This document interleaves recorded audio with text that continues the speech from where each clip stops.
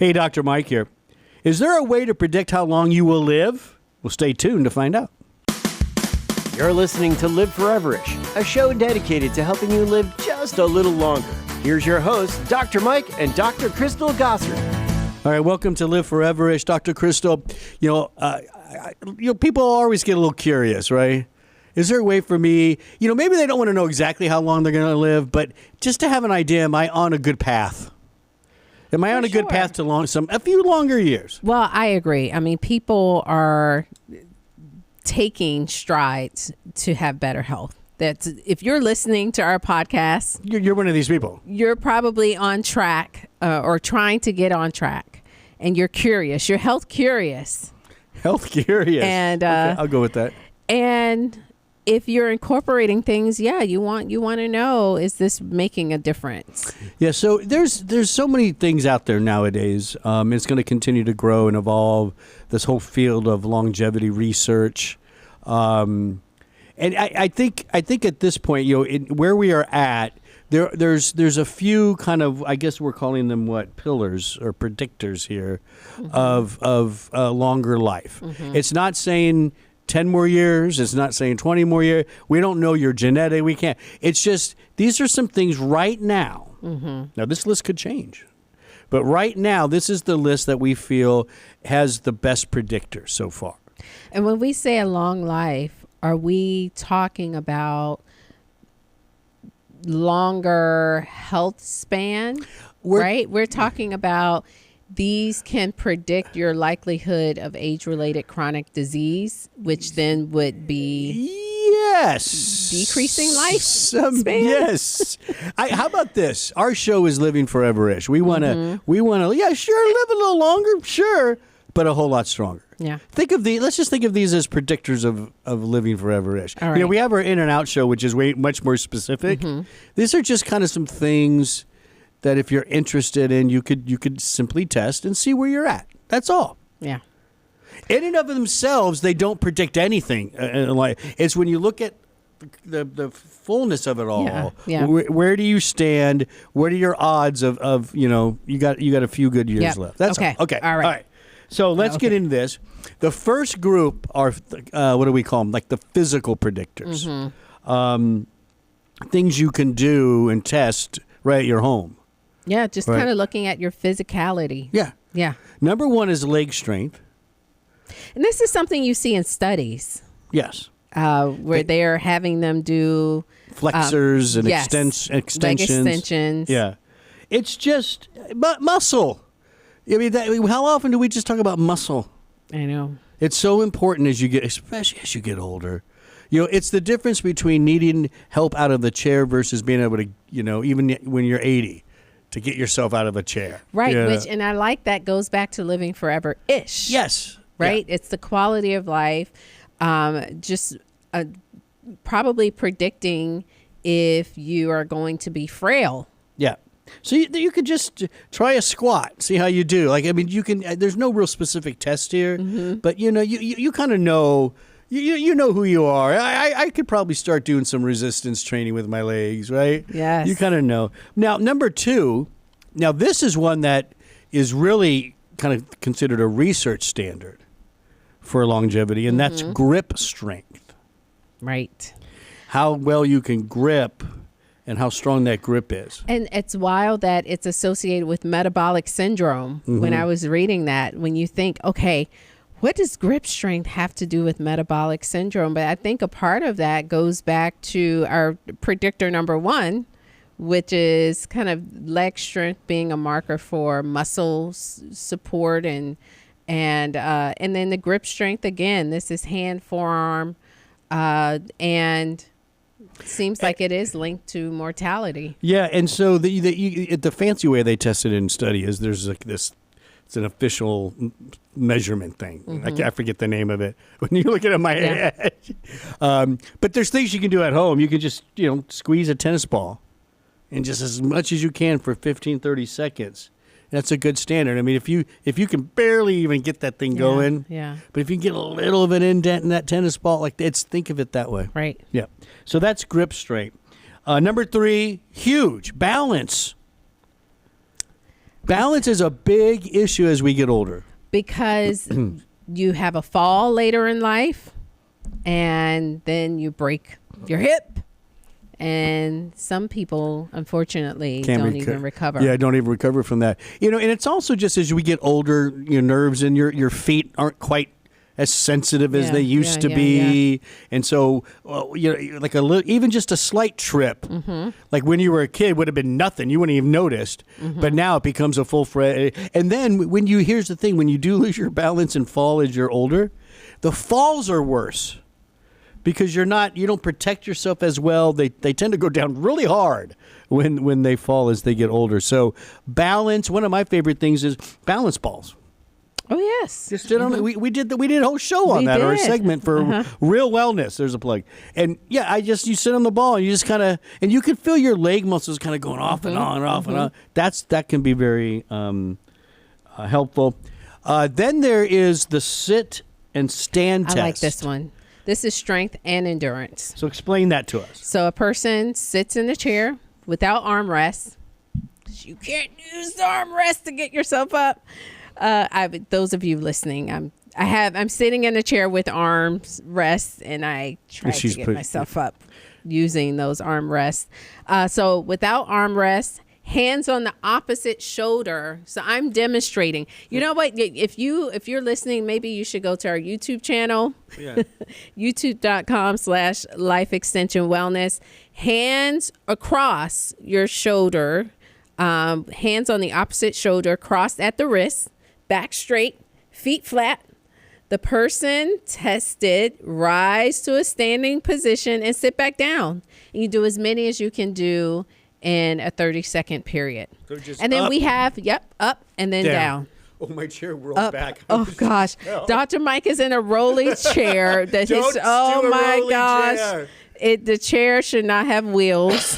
That's our disclaimer. And maybe talk to your doctor before you perform this exercise or this test. But there are specific averages. I'm back. I made it. So it was close, but I got it. My balance kept me up. You should be able to do roughly, between 9 and 14. And this is between the ages of 60 and 84. The older you get, obviously, you may not be able to reach the 14. Maybe it's 10 as a man and 9 as a woman.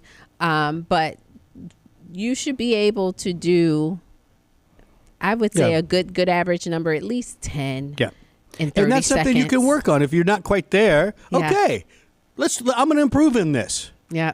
So if you're listening, give your parents this test.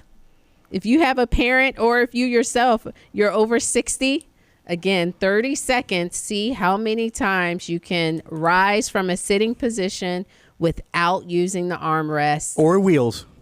In 30 seconds. All right. Muscle mass is number 5.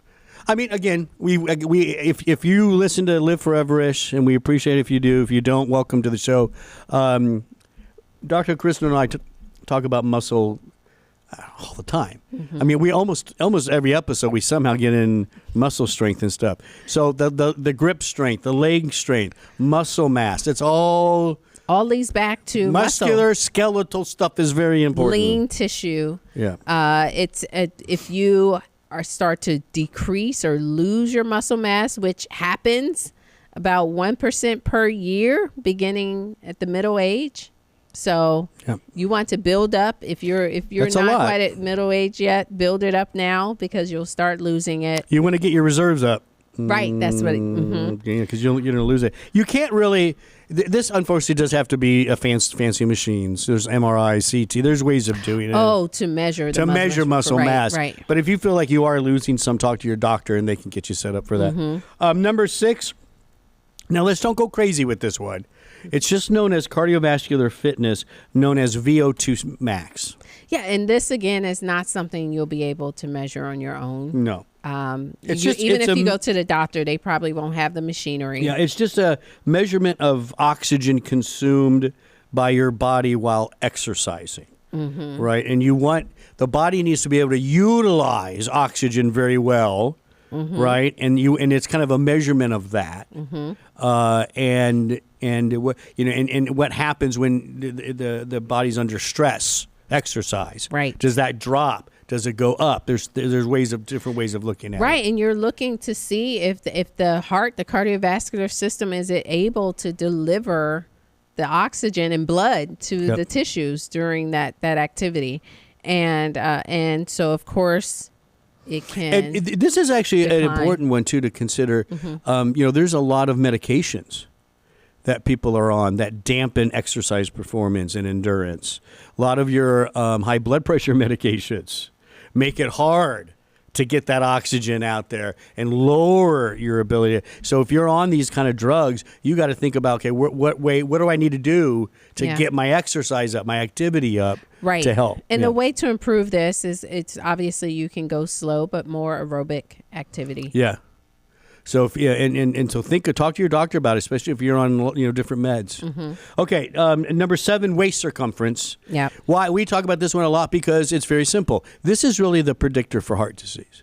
Yeah, and our goal, and you can measure this at home, 40 inches or more for men, 35 inches or more for women generally means that you have excess visceral fat. Yes. And that you just don't want, and so we got to bring the waist circumference down. So a lot of studies that we look at, it'll be like a weight loss study. Weight loss wasn't all that great, but waist circumference came down, and we're like, yeah, win. We love that. I mean, we understand that there are problems with BMI, and waist circumference is a great strategy to couple kind of with that BMI to say, okay, where are you holding this weight? Is this visceral fat, which is linked to more cardiovascular, cardiometabolic metabolic diseases, syndrome like and stuff like that. Yeah, diabetes, heart disease, so forth and so on. Number 8 is walking speed. I love this one. Higher speed of walking, 20 meters measured every 6 months was associated with a 23% lower risk of mortality during a 14-year period. So when you're out there walking's great, but get that pace up. I know. Which when you walk a dog, so I walk my dog to get my walks in. We're good 45 minutes. Yeah. But I try to do 45 minutes because the first 10 minutes he has to sniff everything.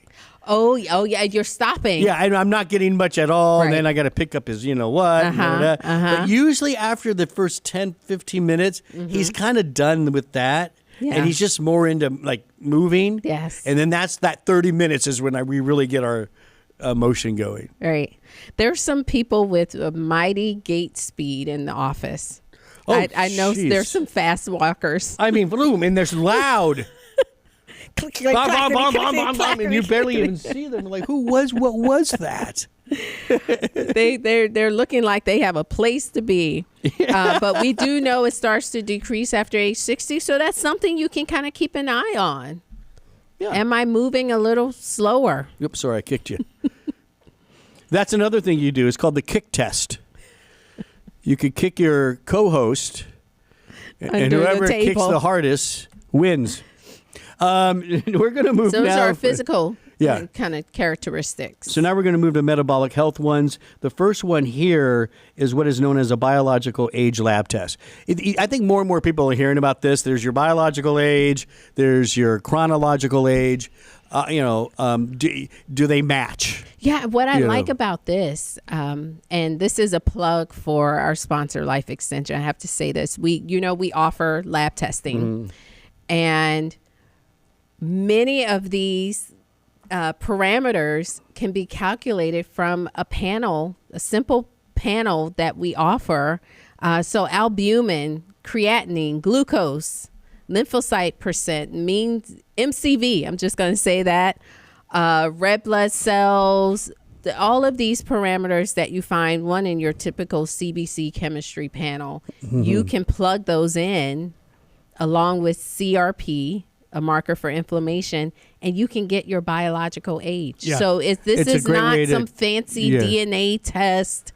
It's really things that most people are checking yearly. Yeah, and don't be, I think some people might get a little scared of this, like do I really want to know what my biological age? I lived a pretty hard life, whatever. Everybody has their own backgrounds, whatever. Here's the thing. Go ahead and check and just see, because everything we're talking about is modifiable.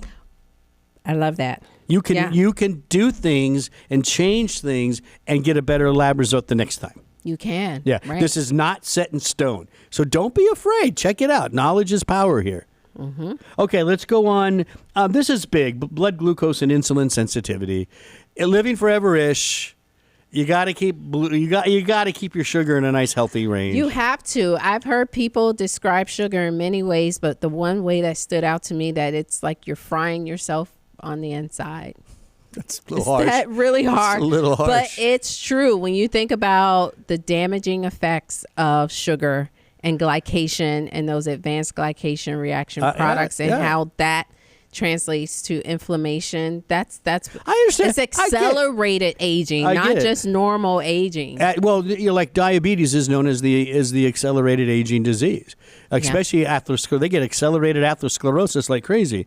So control your sugar, check your hemoglobin A1C. That's a measurement of glycation in your body. Mm-hmm. So know those numbers. And again, don't be scared to get it checked because they're modifiable. Mm-hmm. Okay, thyroid function. You're not going to go very far without a thyroid. You're going to pooter out. Yes. Yep. Well, the cells have to work. Yeah. And they need the energy to do the work that they have to do. It's your metabolic throttle. Mm-hmm. It sets the stage for how you handle fat, sugars, everything.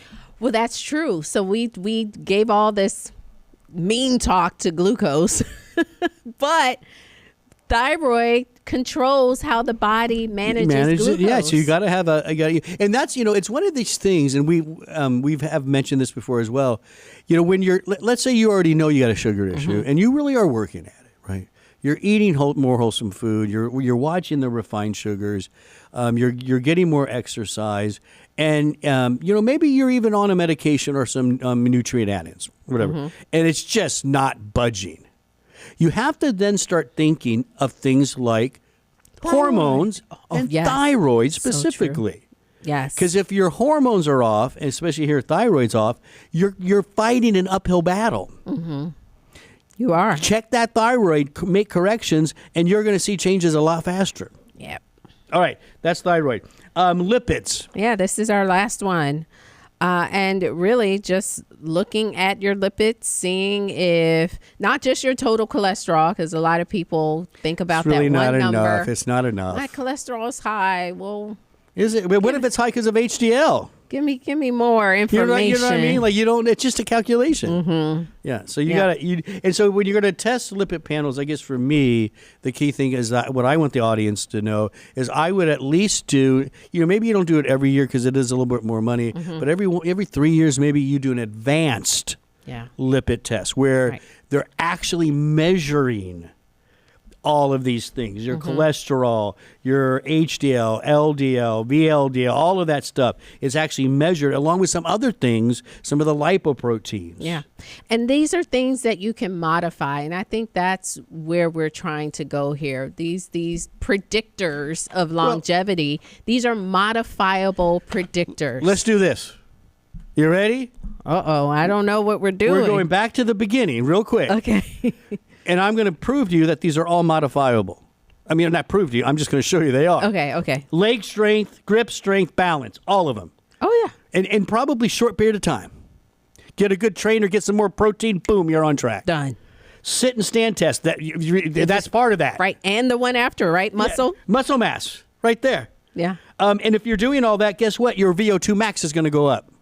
Modifiable. And your waist is coming down. Modifiable. And your walking speed. Oh, look, I'm moving now. Woo-hoo, come on, Charlie. He's having to keep up with me. Right? Oh, all right. Poor Charlie's going to be like, slow this man down. I got a sniff over here. and then it goes on with the test. Yeah. If you improve glucose, improve insulin, these are all modifiable. There's not a thing on here that you can't control. That's so true. And so, anything can happen in life, but there are things, with all the things that are out of our control, Dr. Mike, there are some things that we can make better decisions. Yes. to make our lives and our overall state of being better. But remember, there's something else we like about Live Foreverish. What's that? Even if life hits you with something out of left field, right? Some chronic disease, something, it happens. We still want you to maximize your health.